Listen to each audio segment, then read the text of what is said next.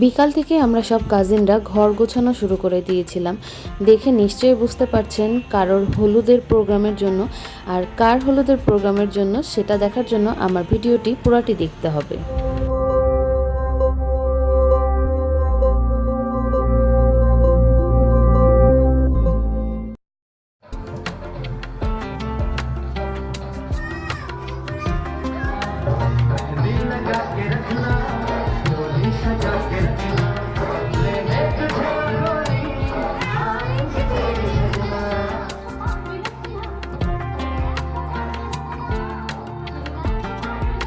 আসসালামু আলাইকুম everyone, welcome back to our channel. সেদিন ছিল আমার কাজিন মেহরাবের হলুদ সন্ধ্যা।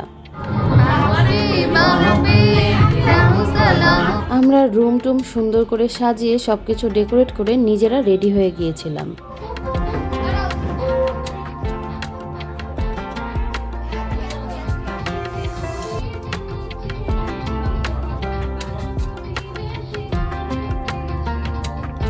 মেহরাবের সামনে দেওয়ার জন্য যেই সব ফল ফ্রুটসগুলো নিয়ে ডেকোরেট করা হয়েছিল এগুলো আমি করেছিলাম, আর আমাকে এই সাহায্য করেছিল মিম। আর মেহরাবের পেছনের স্টেজটি কিন্তু করেছিল তারিন, আর তারিনের ননদ আর মারজান। এছাড়াও মেহরাবের নানু বাসা থেকে কিছু পিঠা পাঠানো হয়েছিল, আর তন্যাপু নিয়ে গিয়েছিল কেক। আমরা সব বোনরা কিন্তু একই শাড়ি পরেছিলাম, আর কালারটা ডিফারেন্ট ছিল, তো আমরা দুইজন করে করে পেয়ার করেছিলাম। তো এখানে তন্যাপুর আর আমার শাড়ি সেম ছিল, মিম মারজানের সেম ছিল, আর তারিন আর নাজার শাড়ি সেম ছিল। এখানে আমরা মেহরাবের সাথে একটু মিউজিকে নাচানাচি করছি। যাই হোক, আমাদের ভাইয়ের বিয়ে, তো ইচ্ছা মতো মজা করেছি, ইচ্ছা মতো ডান্স করেছি আমরা। আপনারা দেখলেই বুঝতে পারছেন আমরা কত মজা করেছি। আসলে ছোট ভাইয়ের বিয়ে তো আসলে নিষেধ করার মতো কেউ ছিল না, কজ আমরা সব বড় বোন নাচানাচি করছি। সাথে কিন্তু আমাদের ছোট বোনগুলো এবং আমাদের বেবিজরাও ছিল। আর মেহরাব আসলে আমাদের মতোই, সে অনেক বেশি এনজয় করতে পছন্দ করে, তো ও অনেক বেশি মজা করেছে।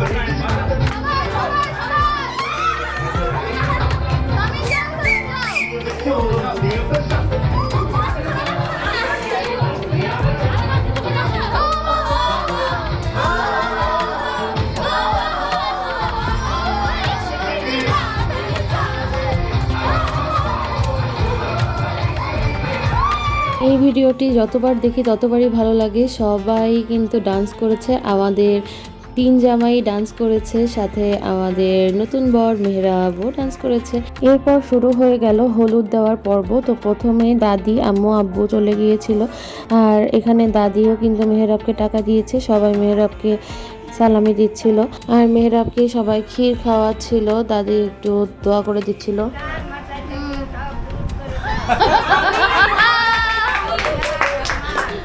আমিন।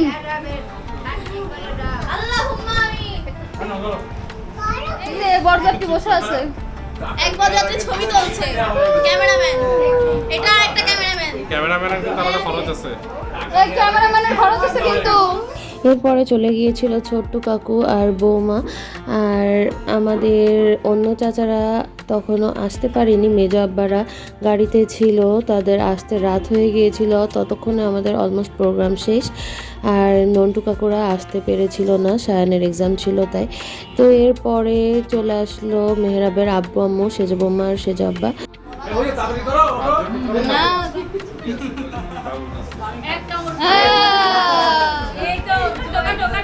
কিরে তোরা তো পিকনিক পার্টি হয়ে গেছিস।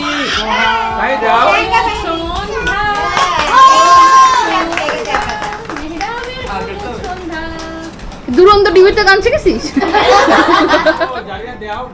Happy birthday to you. এরপর বড় দুলাভাই আপু হিসেবে তন্নাপুরা চলে গিয়েছিল খাওয়াতে সব বাচ্চা পার্টিদেরকে নিয়ে। এরপর সিরিয়ালে তারিন আর দুলাভাই চলে গিয়েছিল। ভাইয়া কি দিল রে? কি দিল ভিতরে? দেখি দুলাভাই কি দিছে, দেখি দেখি দেখি। এই 1 টাকা, এই ব্যাংকার দুলাভাই 2 টাকা না কয়টা দিছে? 10 টাকার বান্ডিল দিবে কোথায়?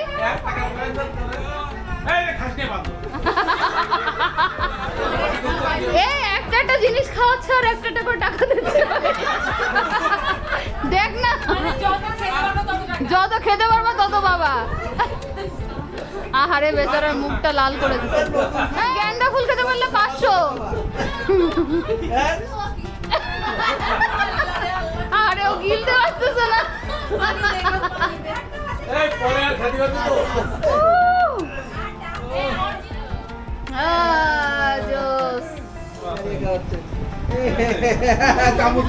আমাদের দুলা ভাই মেহরাবের সাথে অনেক মজা করলো, আমরা সবাই বিষয়টা অনেক এনজয় করেছি। আর তারপরে সিরিয়ালে আমরা ছোট, তো আমরা চলে গিয়েছিলাম। আর আমরা যে মেহরাবকে কেক খাওয়াচ্ছিলাম, আর তাহিবাবু কিন্তু মেহরাবকে হলুদ দিয়েছে।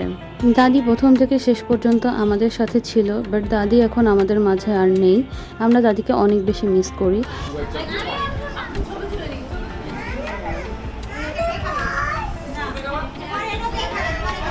বেচারা মেহরাবের মুখ মিষ্টি হয়ে যাচ্ছিল, এত মিষ্টি সেমাই পায়েস কেক এগুলো খেতে খেতে।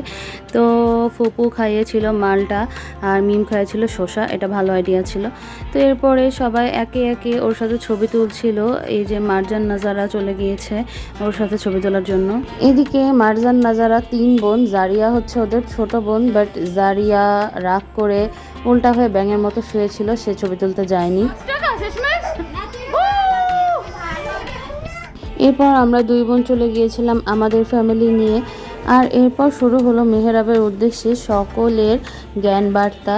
মেহরাব আমাদের আদরের ছেলে, কিন্তু সে একটু দুষ্টু। সবাই জানো সে একটু দুষ্টু।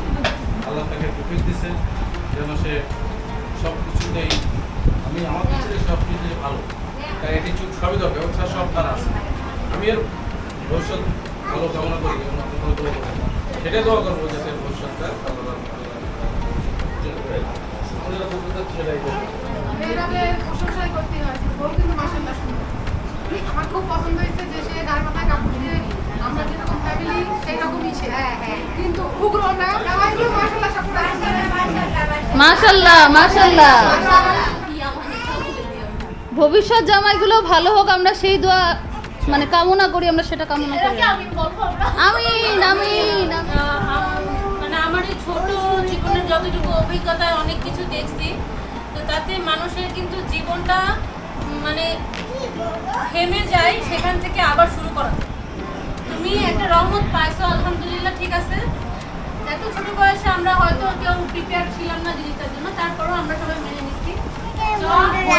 আজ পর্যন্ত সেগুলো রিপিটেশন যেন আর না।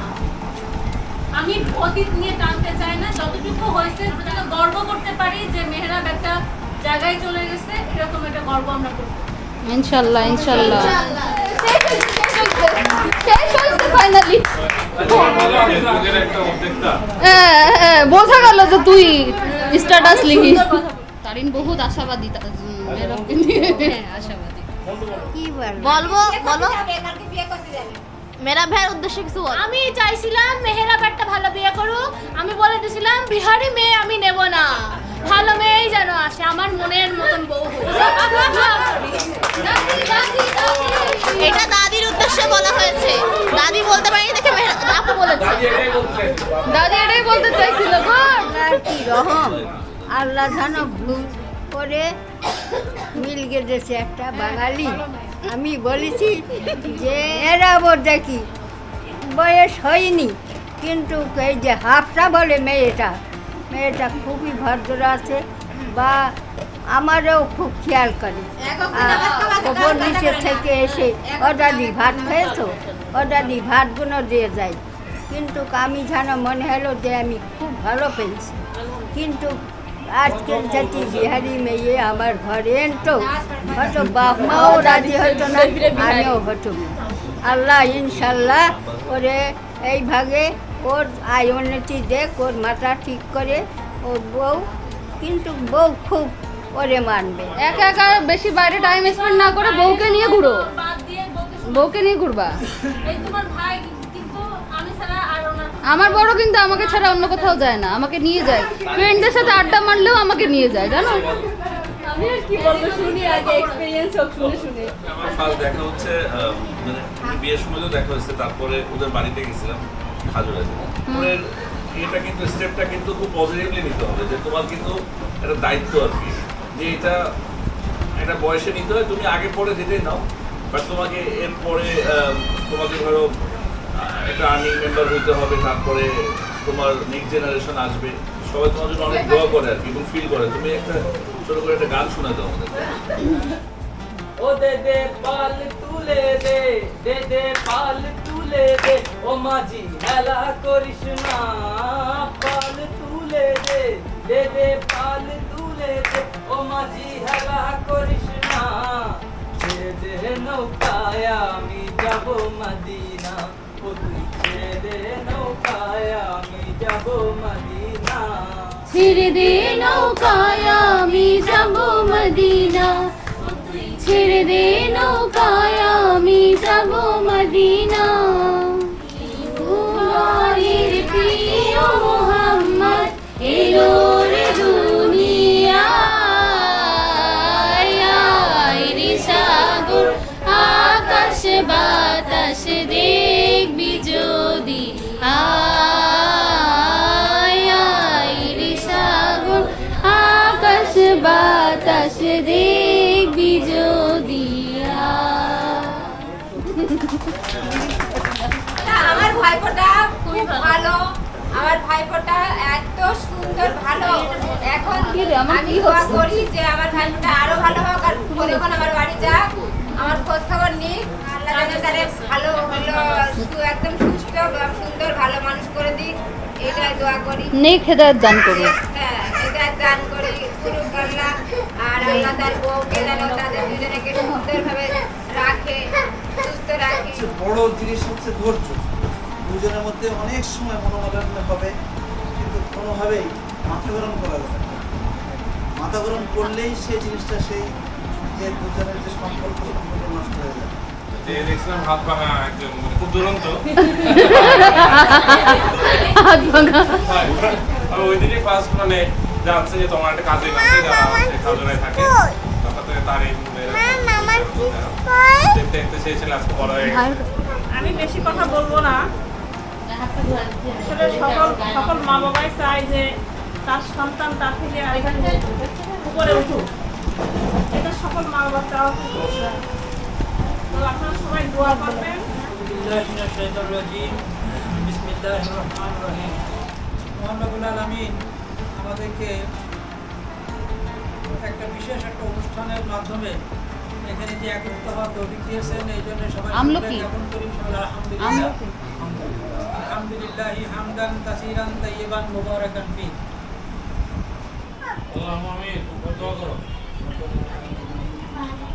সকলের বক্তৃতা শেষে ছোটোখাটো দোয়া মাহফিলের মাধ্যমে আমরা প্রোগ্রাম শেষ করলাম।